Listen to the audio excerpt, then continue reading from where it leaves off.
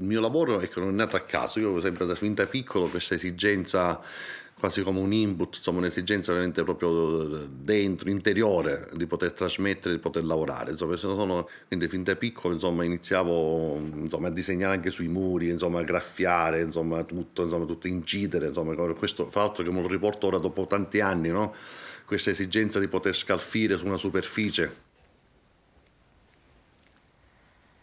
Abitavo in questo paese dove sono nato, a Polizzi, che già era un po' un quartiere anche molto, dove abitavo io, un po', insomma, così rissoso, particolare, insomma.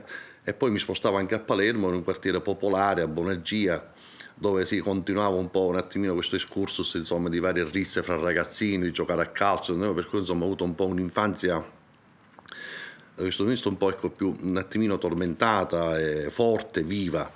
Ecco, il mio modo forse di vivere fuori contesto e vivere proprio nel mio contesto naturale, di quello che mi appartiene, della gente comune, è un modo anche che mi salvaguarda da tutto, cioè è una mia purezza, un mio modo di esternare soltanto le mie intenzioni nell'arte, cioè tutto quello che ho è una forma o un perimetro, io sto là dentro.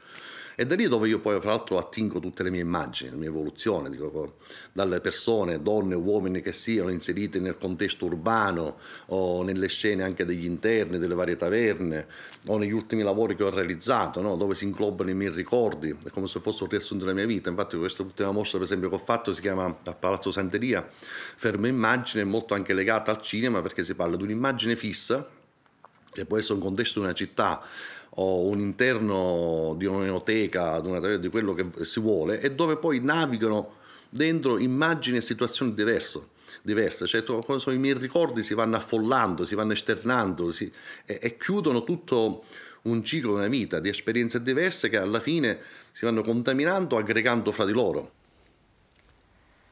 I miei maestri sono persone anche di strada, gente che ha una piccola impresa, muratori, falegnami, fabbri, che mi aiutano, dove mi vado a consultare, ne parliamo, ecco, a volte sono più utili loro.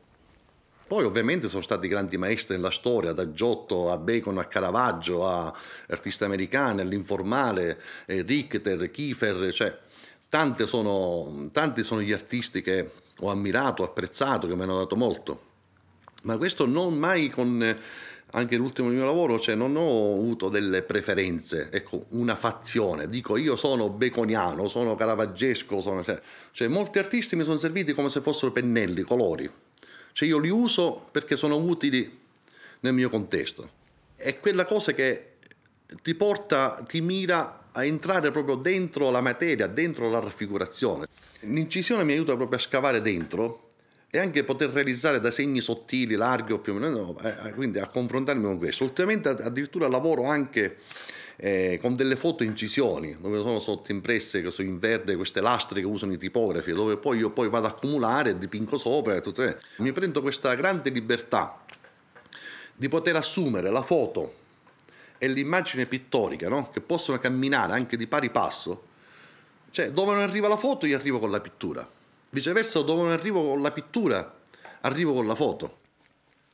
Ecco, io quello che penso è che bisogna entrare dentro. L'occhio deve scrutare dentro la materia.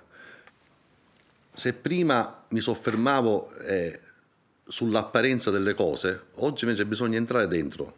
Dentro anche può essere un ritratto, può essere un paesaggio, tutto l'occhio deve entrare dentro le viscere di quello che succede, dal cemento alla carne, a qualsiasi cosa che abbiamo, no? Al metallo, tutto, bisogna entrare dentro la materia, quindi ci vuole con forza, proprio questo il mio lavoro dell'incisione, di forzare, di entrare proprio, far uscire tutto quello che a volte l'occhio non riesce a vedere.